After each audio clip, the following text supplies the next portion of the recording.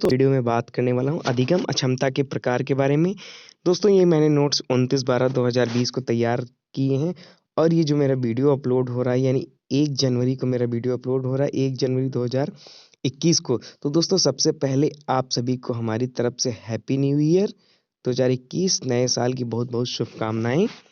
दोस्तों चलिए आइए शुरू करते हैं, जान लेते हैं क्या कुछ है हमारे चैनल इस वीडियो में अधिगम अक्षमता के बारे में। तो दोस्तों बहुत बहुत नमस्कार, स्वागत है एक बार आपका फिर से आपके अपने चैनल स्टडी विद एलके पे। तो चलिए शुरू करते हैं। अधिगम अक्षमता। अधिगम अक्षमता का मतलब बच्चों द्वारा जो सीखने, सुनने, पढ़ने, लिखने और तर्क करने के जो कौशल हम प्रयोग करते हैं, बच्चे जो प्रयोग करते हैं, उन कौशल को प्रयोग करने में जो कठिनाइयाँ होती हैं उन्हीं को क्या कहते हैं? अधिगम अक्षमता कहते हैं। बहुत से बच्चों को सीखने में दिक्कत होती है, सुनने में दिक्कत होती है, उनको पढ़ने में दिक्कत होती है, लिख नहीं पाते हैं किसी वक्त चीज़ से, तर्क शक्ति सोच नहीं पाते हैं किसी चीज़ से, किसी ऐसी कमी से। तो इन कठिनाइयाँ होती हैं उसी को क्या कहते हैं? अधिगम अक्षमता कहते हैं। अब देखिए यहाँ पे आते हैं, बात करते हैं अधिगम अक्षमता के प्रकार। तो दोस्तों अधिगम अक्षमता के जो प्रकार हैं वो निम्नलिखित प्रकार के हैं। यहाँ पे मैं पॉइंट वाइज यहाँ पे डिस्कस कर रहा हूँ। तो अफेज्या, भाषा एवं संप्रेषण अधिगम अशक्तता को ही अफेज्या कहते हैं। भाषा एवं संप्रेषण मतलब जो हम भाषा और संप्रेषण एक दूसरे से जो बोल चाल जो करते हैं, संप्रेषण करते हैं, तो उसमें जो हम कठिनाई अनुभव करते हैं यानी कि बोल चाल नहीं पाते सही से मतलब, तो ये सब वो क्या कहलाता है? वो कहलाता है अफेज्या।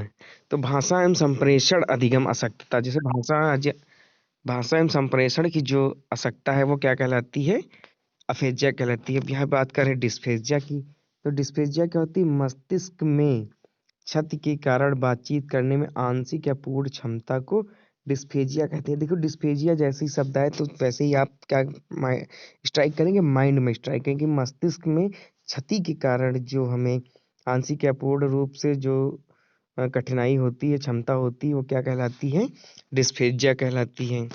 दोस्तों अगर आप हमारे चैनल पर नए हैं तो प्लीज़ चैनल को सब्सक्राइब कर लीजिए। दोस्तों वीडियो को लाइक ज़रूर कर दीजिए, क्योंकि आप हमारे वीडियो को अगर लाइक नहीं करेंगे तो मुझे थोड़ा हिम्मत नहीं मिलेगी। तो प्लीज़ दोस्तों लाइक कर दीजिए ताकि आपके लिए नोट्स बनाने में हमको और भी अच्छा लगे। एलेक्सिया। एलेक्सिया किसे कहते हैं? मस्तिष्क में किसी प्रकार की क्षति के कारण आई अक्षमता को एलेक्सिया कहते हैं। देखिए अब आप कहेंगे कि ऊपर भी मस्तिष्क है, इसमें भी मस्तिष्क है, तो आइए मैं बात करता हूँ। इसमें क्या कहा था? मस्तिष्क में क्षति के कारण बातचीत करने में आंशिक या पूर्ण क्षमता को क्या कहते थे? मतलब कुछ या बहुत ज्यादा, तो उसको क्या कहते हैं? डिस्फेजिया कहते हैं। लेकिन मस्तिष्क में किसी प्रकार की क्षति के कारण पढ़ने में आई, देखो वो बातचीत करने में थी और यहाँ पे क्या है? पढ़ने में आई अक्षमता को क्या कहते हैं? एलेक्सिया। यहाँ पे आई है पढ़ने की बात, यहाँ पे कौन सी बात आई है? यहाँ पे पढ़ने की बात आई और यहाँ पे बातचीत करने की बात आई है। तो जहाँ पे बातचीत करने की बात आए मस्तिष्क में क्षति के कारण, तो वो डिस्फेजिया, और जहाँ पे पढ़ने की बात आए वहाँ पे क्या होगा? एलेक्सिया। अब बात करते हैं 4 नंबर डिसलेक्सिया। डिसलेक्सिया क्या होता है? डिसलेक्सिया का संबंध पठन विकार से होता है। इस अधिगम अक्षमता के में बालक को पढ़ने में कठिनाई होती है क्योंकि यह कई अक्षर में अंतर नहीं कर पाता। जैसे बी को डी पढ़ता है, वाज को सा पढ़ता है। तो पढ़ने में आई अक्षमता को जो में से पढ़ने से जो डिसलेक्सिया का संबंध पढ़ने की क्षमता से होता है। तो डिसलेक्सिया आप हमेशा याद रखेंगे, पढ़ने की क्षमता। अगला चलिए देखते हैं अगला क्या है हमारा। 4th नंबर हमारा है अप्रेक्सिया।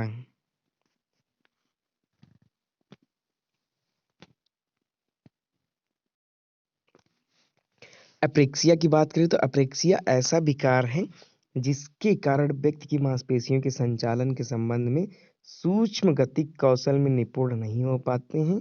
जैसे लिखना, अब मांसपेशियों में कोई दिक्कत है तो लिखने में दिक्कत होगी, या मुंह पे कोई दिक्कत है, मांसपेशियां खिंचाव हो गया तो मुंह में बोलने में दिक्कत, मुंह टेढ़ा हो जाता है, तो वो सब ये सब क्या होते हैं? ये अप्रेक्सिया कहलाते हैं।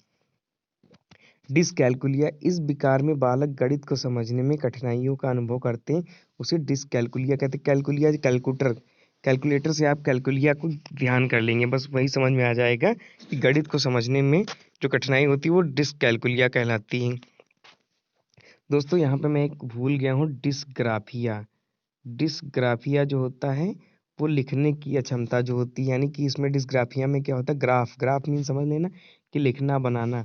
डिसग्राफिया में क्या होता है कि बच्चा लिख नहीं पाता, तो वो लिखने की जो अक्षमता होती है वो क्या कहलाती है, डिसग्राफिया कहलाती है। दोस्तों ये मैं भूल गया था इसमें लिखना। चलिए यहाँ पे बात कर लेते हैं डिस्थीमिया की। तो डिस्थीमिया गंभीर तनाव की अवस्था को कहा जाता है। इस अवस्था में व्यक्ति के मन में स्थिति सदैव निम्न रहती है। क्या होता है कि तनाव की अवस्था होती है, तो इसमें जो मन की स्थिति वो सदैव निम्न रहती है। अब हम यहाँ पे बात कर रहे हैं व्यक्तिगत भिन्नताओं के आधार पर बालकों का विभाजन मुख्यतः दो प्रकार से किया जाता है। बालकों के विभाजन की बात करते हैं तो एक तो होते हैं सामान्य बालक, एक होते हैं विशिष्ट बालक।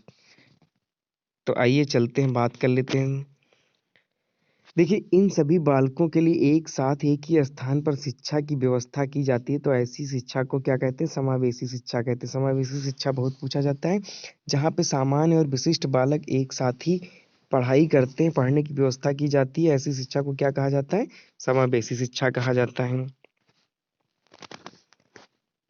ऐसे बालक, देखो विशिष्ट, अब यहाँ पे हम विशिष्ट बालक की बात करेंगे। ऐसे बालक जो शारीरिक, मानसिक एवं संवेगात्मक रूप से सामान्य बालकों से भिन्न होते हैं, विशिष्ट बालक कहलाते हैं। अब विशिष्ट बालक में क्या मतलब, अच्छे बालक, कम पढ़ने वाले बालक, निम्न बालक, ये सब क्या होते हैं, ये सब विशिष्ट बालक कहलाते हैं। मतलब जो सामान्य से थोड़ा अलग होते हैं, हटके, वो बालक क्या कहलाते हैं, विशिष्ट बालक कहलाते हैं।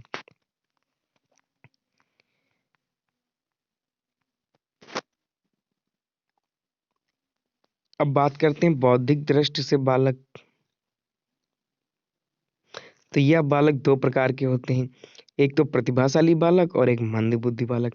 मतलब बौद्धिक दृष्टि से उनकी मतलब दिमागी क्षमता के आधार पर हम जो बालकों का वर्गीकरण करते हैं, तो दिमागी क्षमता के आधार पर बालकों का वर्गीकरण प्रतिभाशाली और मंदबुद्धि। मतलब किसी की बुद्धि कम होती है तो वो मंदबुद्धि कहलाता है, जिसकी बुद्धि ज़्यादा होती है वो प्रतिभाशाली बालक कहलाते हैं।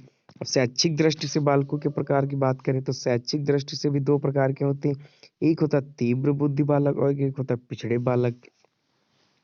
शैक्षिक में यानी कि जो पढ़ने में थोड़ा अच्छे होते हैं वो तीव्र बुद्धि वाले होते हैं, और जो पढ़ने में कम अच्छे होते हैं वो पिछड़े बालक होते हैं।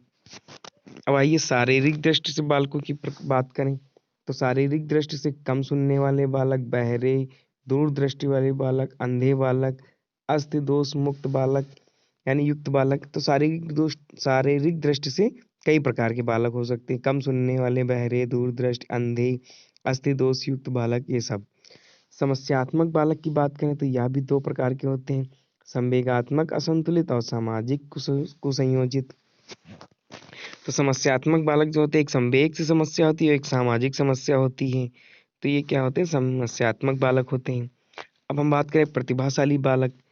ऐसे बालक जिनकी बुद्धि लब्ध सामान्य बालकों से उच्च होती है, प्रतिभाशाली बालक कहलाते हैं। ऐसे बालक जिनकी बुद्धि लब्ध सामान्य बालकों से उच्च होती है वो क्या कहलाते हैं, प्रतिभाशाली बालक कहलाते हैं। टर्मन के अनुसार यहाँ पे देख लीजिए, टर्मन के अनुसार ऐसे बालक जिनकी बुद्धि लब्ध 140 से अधिक होती है, ऐसे बालक क्या कहलाते हैं, प्रतिभाशाली बालक कहलाते हैं टर्मन के अनुसार। प्रतिभाशाली प्रतिभाशाली बालक की विशेषताएं। ऐसे बालक खेलना अधिक पसंद करते हैं या किसी भी परिस्थिति में सरलता से संयोजन स्थापित कर लेते हैं। यानी कि जो प्रतिभाशाली बालक होते हैं वो किसी भी परिस्थिति में सरलता से संयोजन स्थापित कर लेते हैं। कठिन विषयों में अधिक रुचि लेते हैं। देखो प्रतिभाशाली बालक जो होते हैं कठिन विषयों में अधिक रुचि लेते हैं। इनके विस्तृत एवं जटिल पाठ्यक्रम तैयार करना, इनके लिए क्या होता है, विस्तृत और जटिल पाठ्यक्रम तैयार करना चाहिए। ऐसे विद्यार्थियों के लिए अलग से शिक्षण की व्यवस्था की जानी चाहिए। अब आइए बात करते हैं मंदबुद्धि बालक की। मंदबुद्धि बालक ऐसे बालक जिनकी बुद्धि लब्ध सामान्य बालकों से निम्न होती।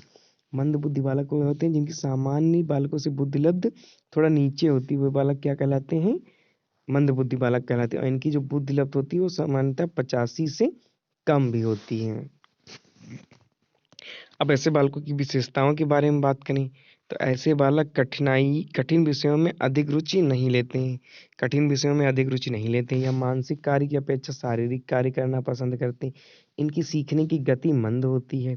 ऐसे बालकों को मंद गति से पढ़ाना चाहिए और ऐसे बालकों को प्रोत्साहित भी करना चाहिए। तो दोस्तों, अगर नोट्स अच्छा लग रहा हो तो प्लीज़ लाइक शेयर और कमेंट जरूर कीजिए। अगर आप हमारे नोट्स पाना चाहते हैं तो डिस्क्रिप्शन में लिंक दी हुई, वहाँ से आप नोट्स प्राप्त कर सकते हैं फ्री ऑफ कॉस्ट।